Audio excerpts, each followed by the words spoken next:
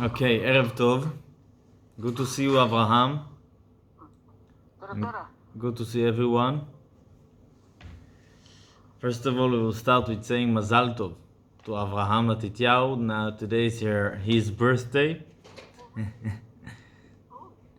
And we wish you many, many more happy and healthy and years with a lot of success and good news.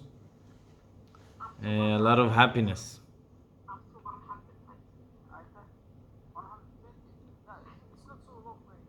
Yeah.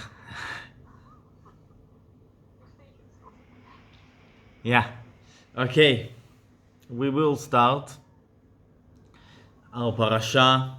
It's very interesting parasha. First of all, unlike our previous parasha, in our parasha mainly there is one story. The story of the Meraglim, the Meraglim, the spies that Moshe sent to the land of Israel. In the end of the parasha, we have another two important things.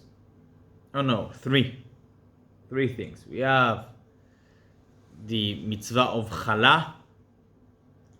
There is a mitzvah that when you're making a dough, yes, for bread, you should take one piece and bring it to the Kohen. This is mitzvah that that we're doing only in Israel.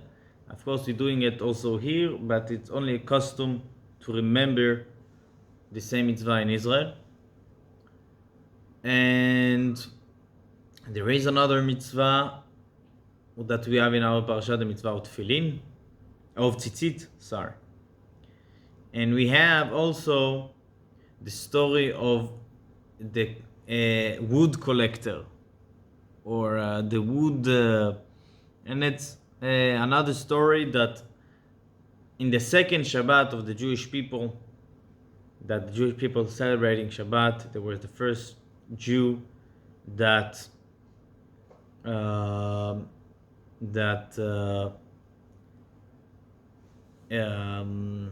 did something that you're not allowed to do in Shabbat, and the Jewish people did not know what to do with him. And God said that a person that doing something wrong in Shabbat, that it's not allowed, should be punished by death. Okay. We will talk about the story of the spies that Moshe sent to the Promised Land. And it's very, very interesting.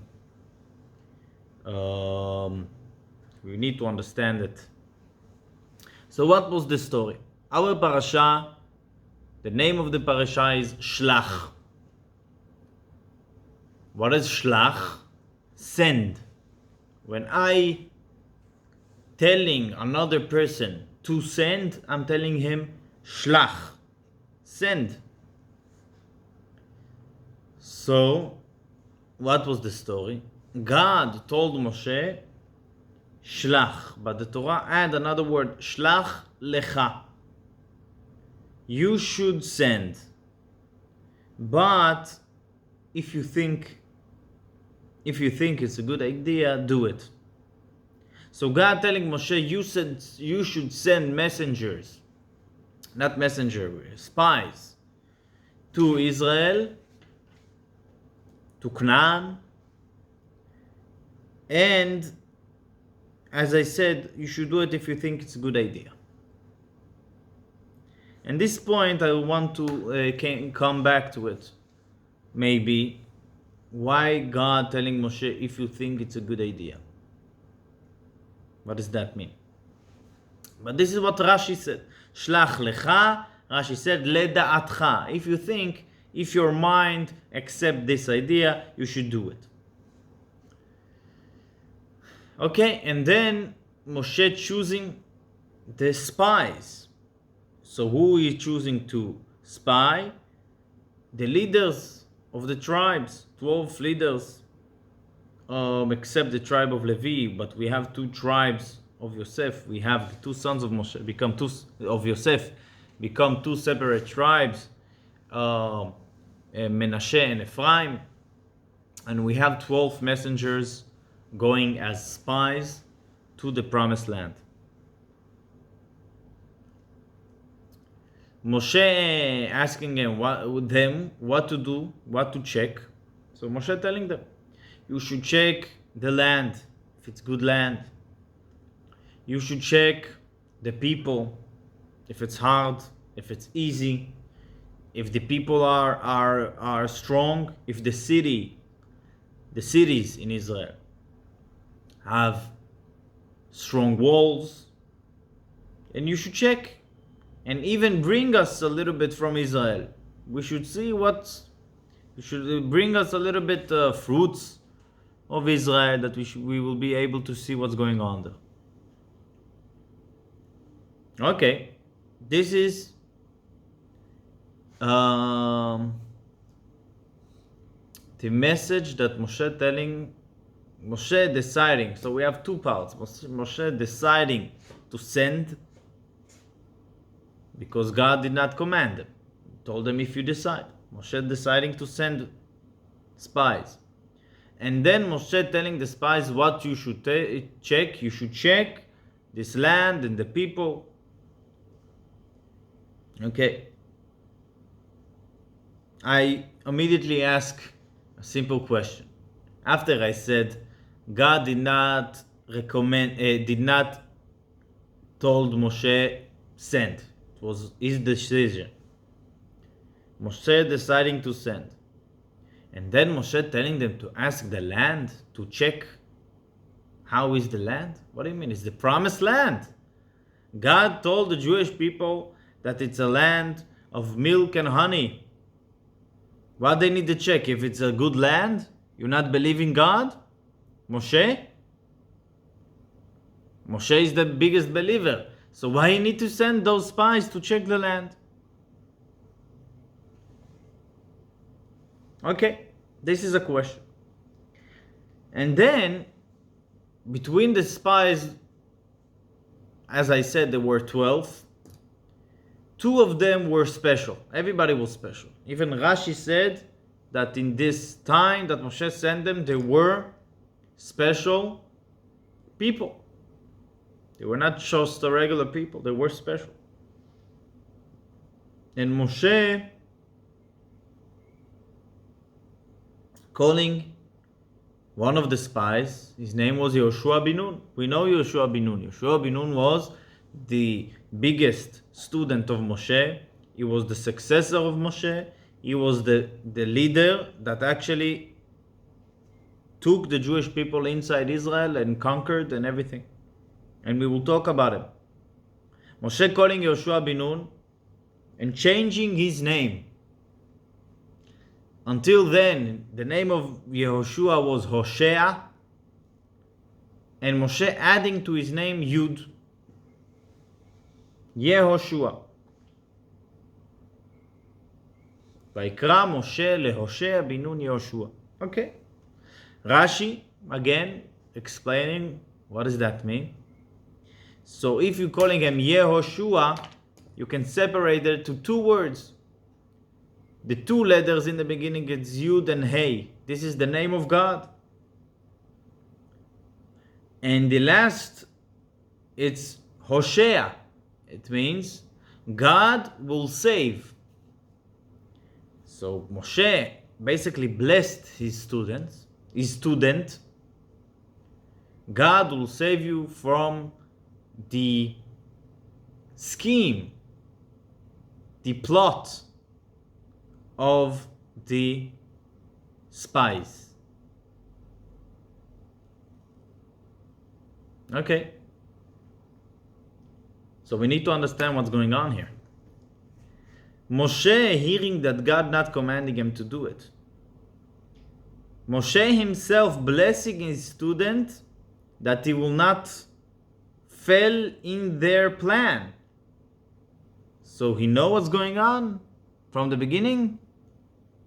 Or Moshe doesn't know that they have certain plan? Okay, let's continue.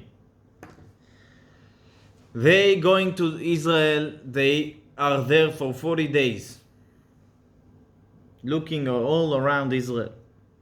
One of the spies, his name is Kalev ben Yefuneh, also very special person.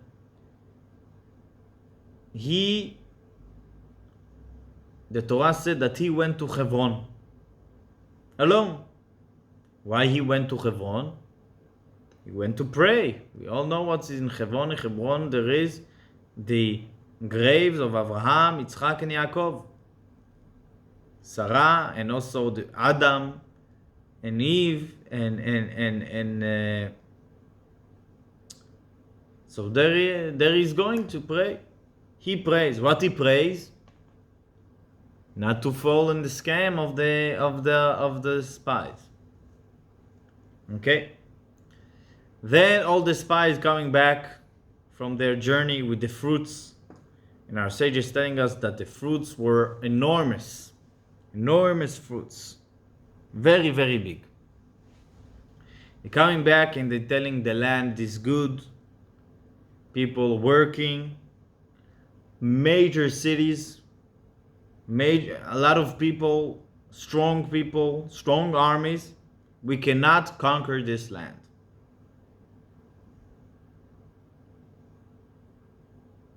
That was their sin. We cannot conquer this land. Kalev ben Yefuneh standing and saying, and they start talking, of course, against Moshe, that Moshe took us all this journey to bring us to a land that we're not able to conquer. And then Kalev said, only that did Moshe? And then he started reminding them of the miracles. Meaning he tricked them. He sounded like he also against Moshe, but then he saying, what do you mean? Of course we can conquer them. Moshe split the sea. We won the war with Egypt.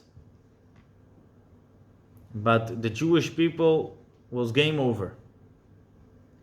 It was game over. They start crying, and then they start saying, we will not go to Israel. It will not happen. We cannot do it. And now we have two questions to understand. First of all, how the spies that Moshe chose, he chose a very good people, righteous people, the leaders of the tribes. They're turning from being righteous to said that God cannot conquer the land. What changed so much? And we will ask much more, very simpler question. How the Jewish people in the desert don't remember all the miracles that God did just not long ago? They're very strong. Of course they're very strong. Who said they will be easy to conquer? God will do some stuff and it will be okay. Well, what do you... I mean, those were supposed to be the most easiest part. The Jewish people then eat every day the man, miraculously. They drinking water from the well of Miriam. What is that, the well of Miriam? It's a traveling well. They sitting with the clouds, and they had the 10 plagues, and the splitting of the sea, and giving of the Torah, and they said, oh, we cannot. Yeah, what's going on? It's something unreasonable. It's not understandable.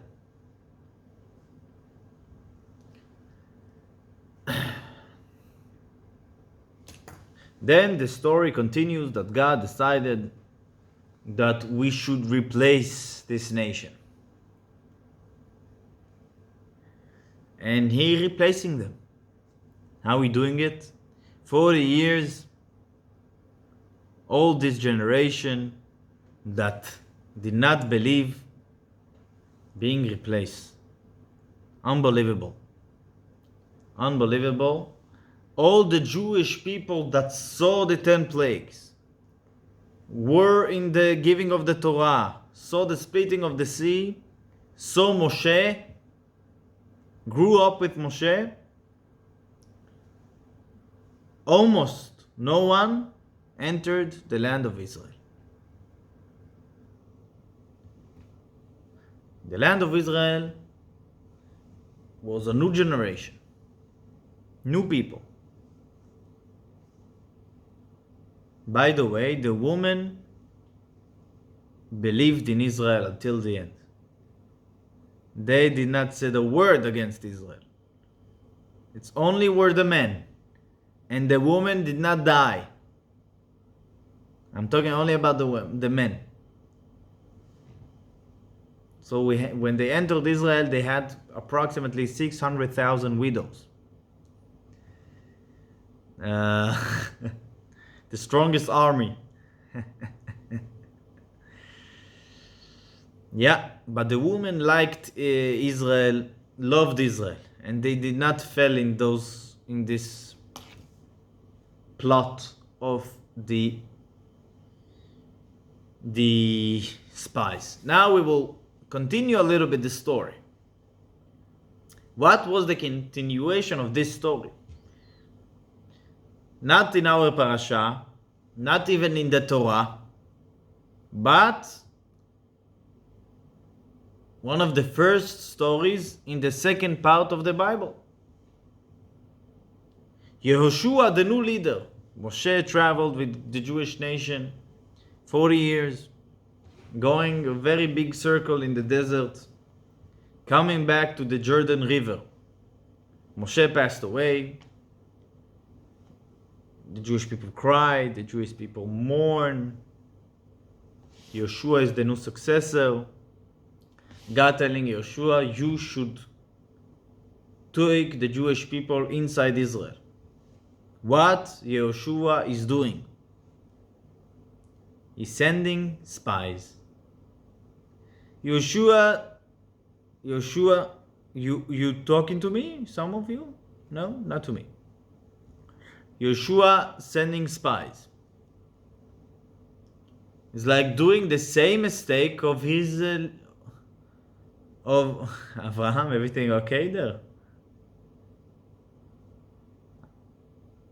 I don't hear you, Abraham. You are on mute.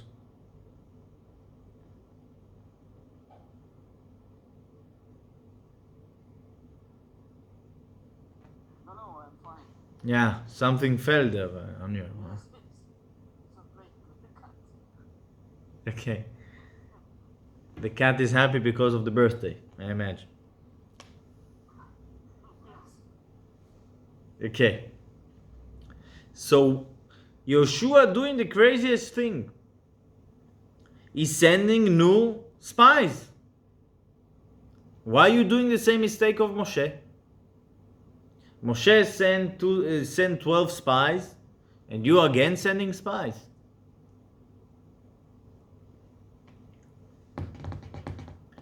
The story of these spies is very, very, very interesting story. They coming to the city of Jericho, probably in English, and they are there for 2 days. They're meeting a very interesting woman. That woman after that married Yehoshua himself. This is a very interesting story. Who was the spies? And whatever. But the question is, why Yehoshua sent again the spies? Now, we will review again all the questions that it will be clear. We have God telling Moshe it's not a commandment. You should not, it's not your obligation to send spies. If you want, you should send spies. This is the first thing that we need to understand. Moshe choosing the best people. And the question is, what changed in the end? How come the best people did the greatest sin? After that, we need to understand how come Moshe did not understand what's going on. He prayed for Yoshua that he will be saved from the scam of the spies. So he knew something is wrong. So what's going on? He sent them and he knew something was wrong. And then we have the craziest story. They're not believing in God. They're not believing in the power of God to win this war.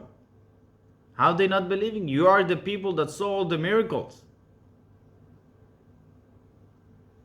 And then we need to understand why Yoshua again sending the spies, repeating the same mistake. Actually, it was not a mistake because the spies of Yoshua came back safely and they conquered Jericho. But why Yoshua sending again spies? I think this is the key that we will start from the last question. Yoshua sending spies again. Why Yoshua sending spies again? So, in Hebrew there is two words for spies. One is meragel.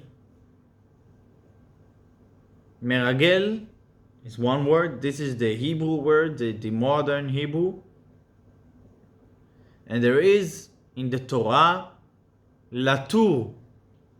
Latur et haaretz.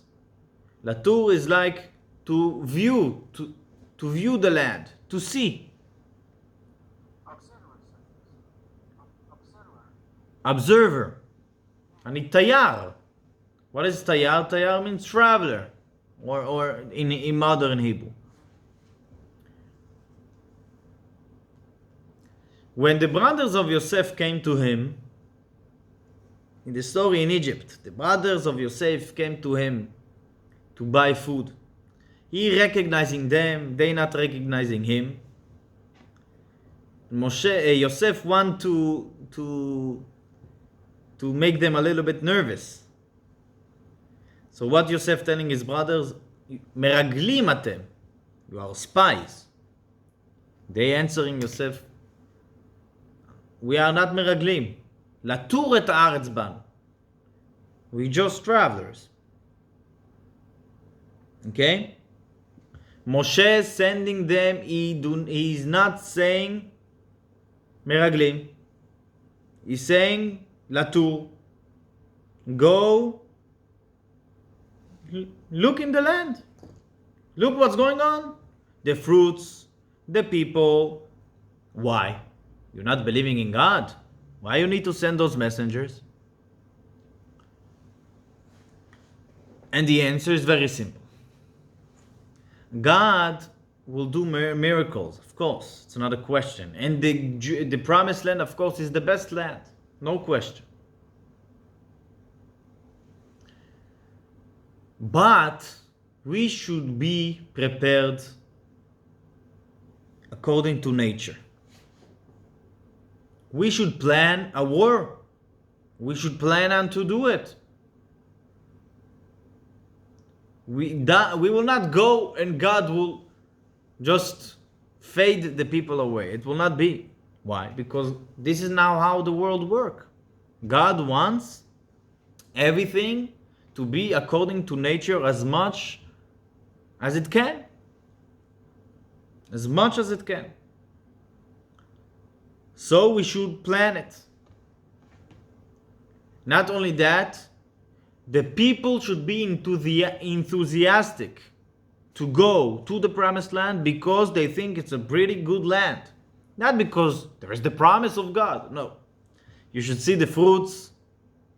You should feel the desire to go to the land of Israel because the land is good land. And we should observe the cities.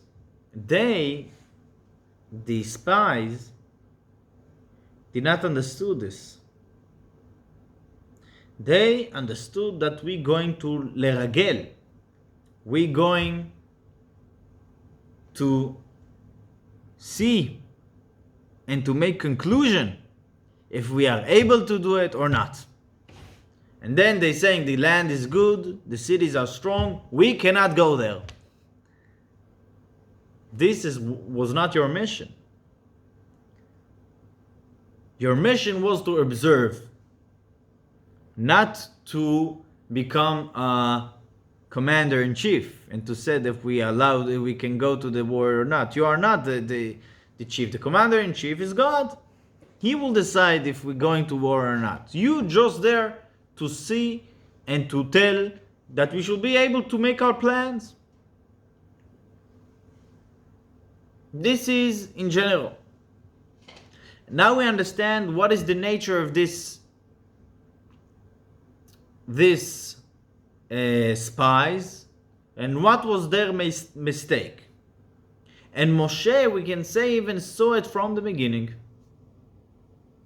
He saw that they realizing their mission not in the proper way.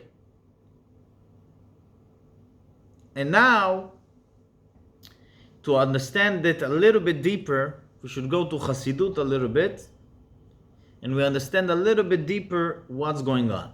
How come they did that mistake?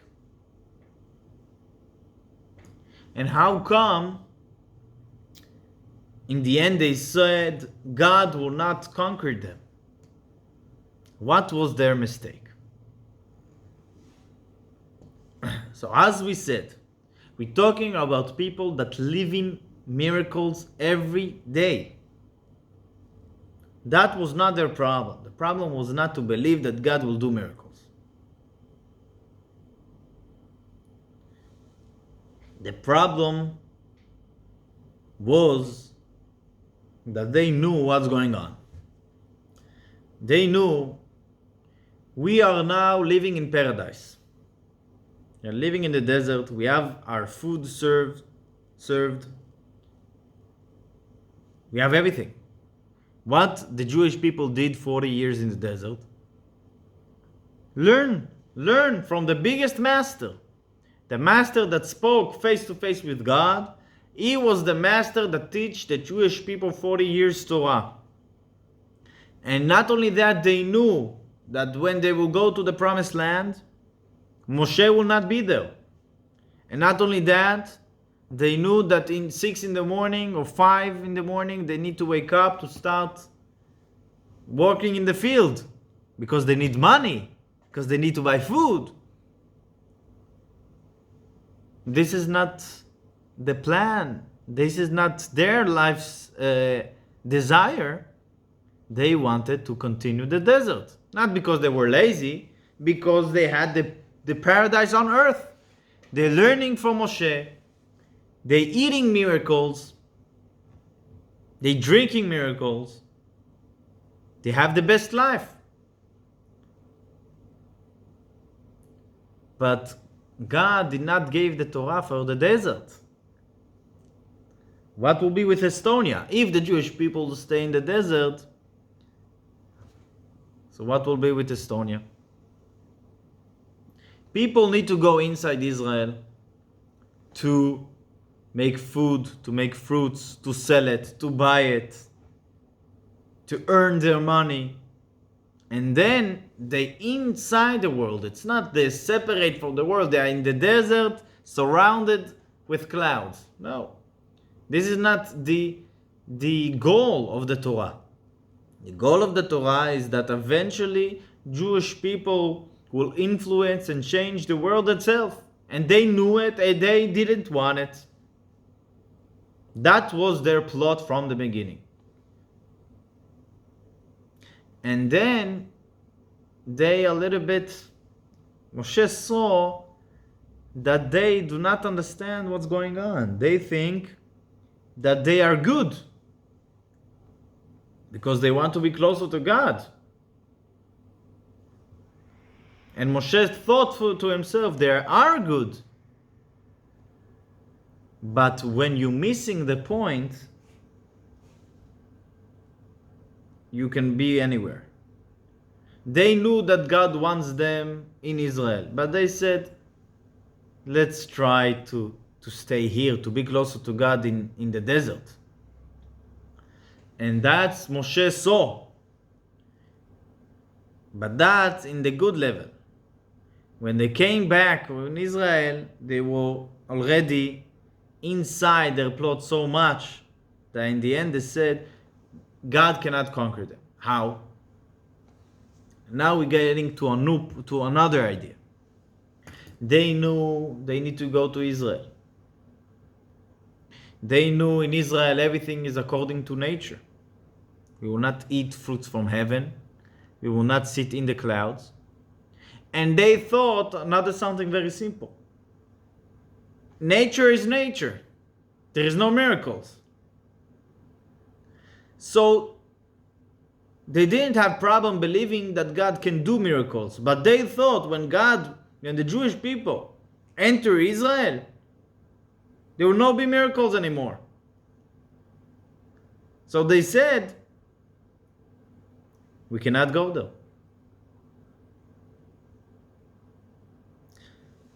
Okay, so let's now understand all the thing together. God telling Moshe, you should send. I am not commanding you. Why? Because God wants the land of Israel to be conquered by the Jewish people with nature plans. Not only with nature plans, also with natural desires and natural enthusiastic people that want to be in Israel, not as something from above. Because the land of Israel will change everything. The land of Israel will bring a new way that Jewish people observing God, connected to God, not with miracles, not that God giving you everything. No, you doing it. So Jewish people should desire, should plan the entrance to Israel. Okay? This is what God telling Moshe, and that's why Moshe deciding we should do it, we should send. And this is the same reason that Yeshua sent again, because he wanted to go inside according to nature. Moshe, looking about the best people of Israel, and he see that they are very holy people. They want to be connected to God all the time. And he said, it's good desire to be connected to God all the time. It's very good desire. But you should remember that this is not what God wants. And that's why he was a bit afraid. So we're calling his closest student, Hoshea bin Nun. And he knew that his closest student is not is not a simple leader. He will be the leader of all the Jewish nation. And because of that, he should be connected to what God telling him, not to his desire. Their desire was to be connected to God. That's why they wanted to stay in the desert. But your desire should be only what God wants, not what you want.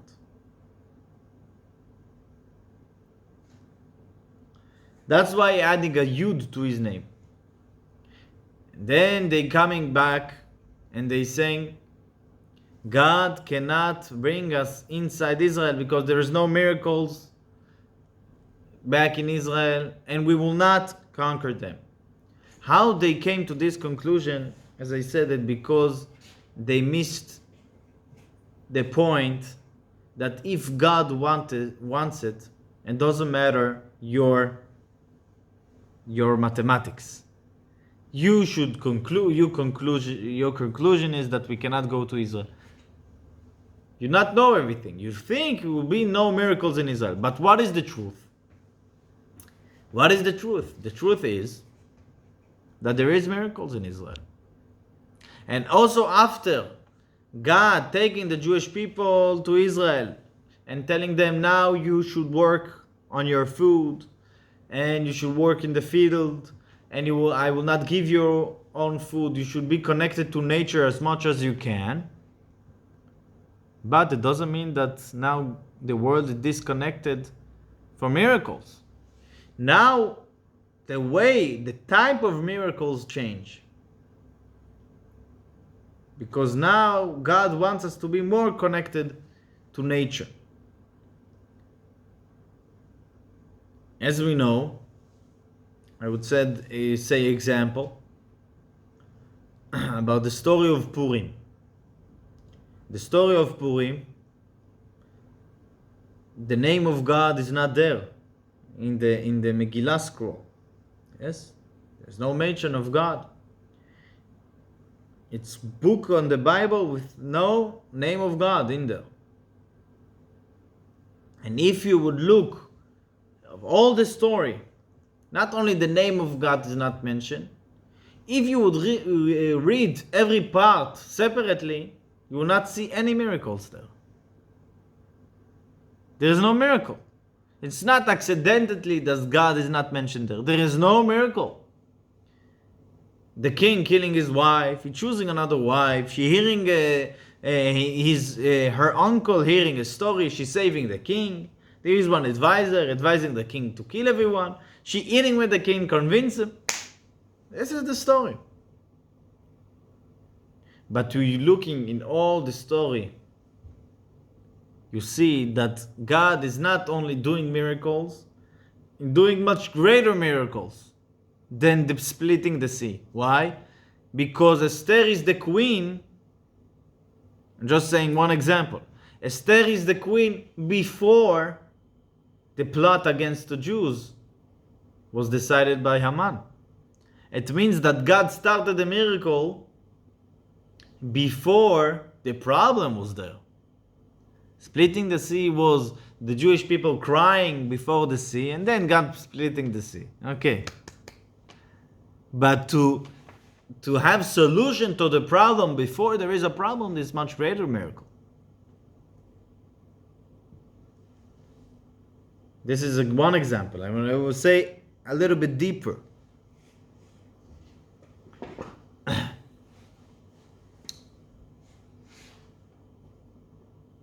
try to say it a little bit deeper, and this is a very deep idea of Hasidut. That miracles in nature are much, much, much greater. Why?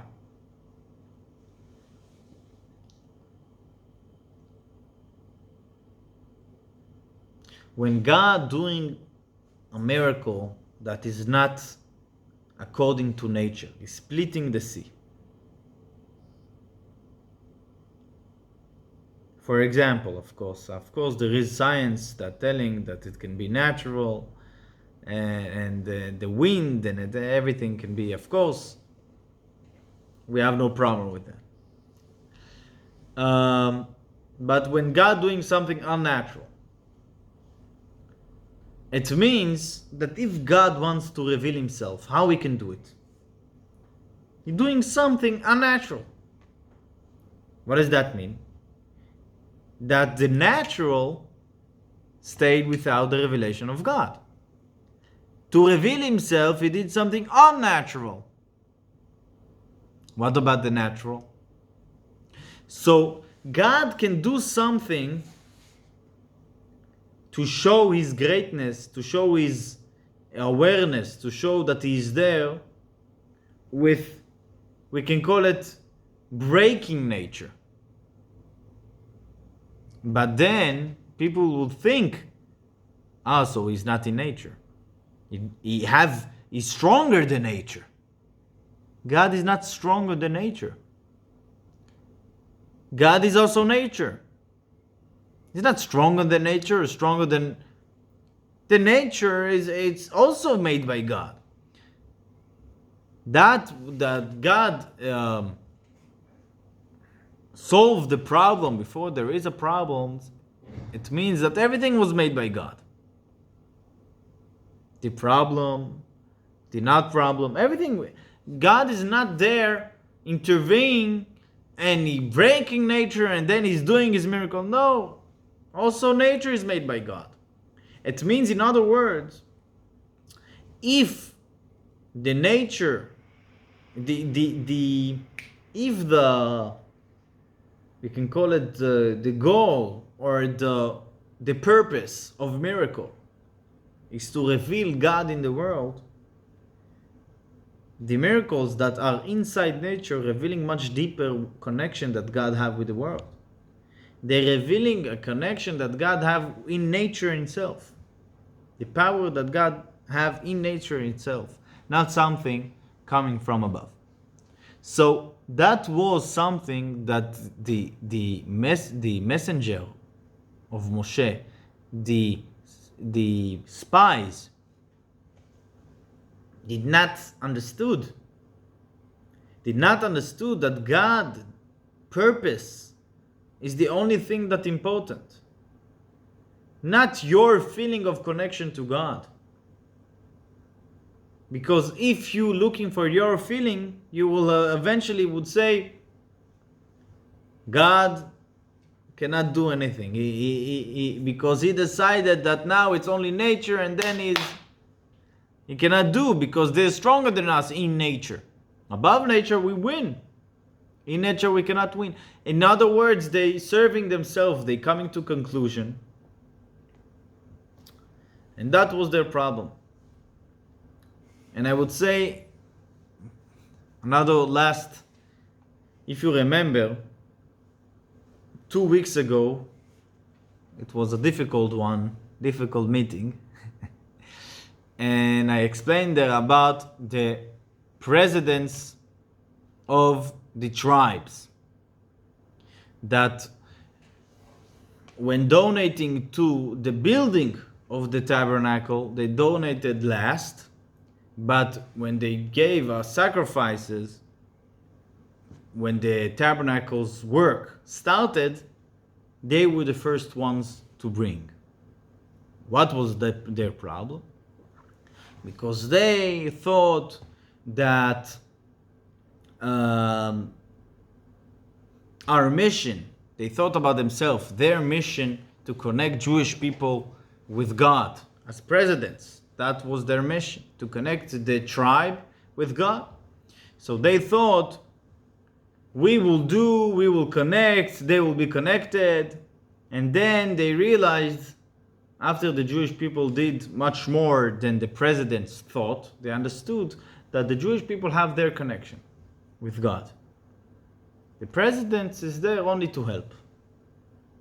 What is the connection? The connection is that how the Torah hinting their problem, their arrogance, as they feeling responsible for the connection of Jew with God, how the Torah hinting this problem, the Torah writing Nesi'im without the letter Yud. Why? Because Yud is Bitul. Yud is the smallest letter in Hebrew, and that it represents humbleness. They were not humble enough to understand that the connection that every Jew with God have is stronger and is strong, and you're only there to light the fire. But the fire will burn for itself. They don't need you to be connected to God.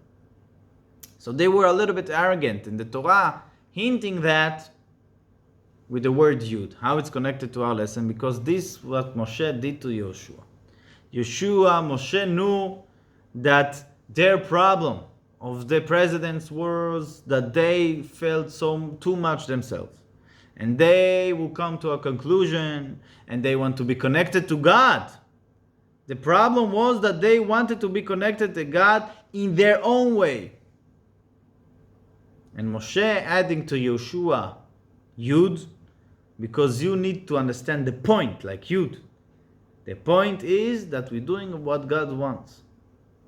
You think will not be miracles, we will not win, we want to learn, we will be closer to our King, to Moshe, to our God. We need to do only what God wants. Not to make our calculation and to have our results and our conclusions. But you should remember, we need to do everything that God wants, but what He does want, to plan the conquest of Israel in the nature, to feel enthusiastic in the nature way, to feel the connection, and to make everything as we can, that we will do it according to nature. And God has His way to do miracles in nature also. This is the point. Thank you very much.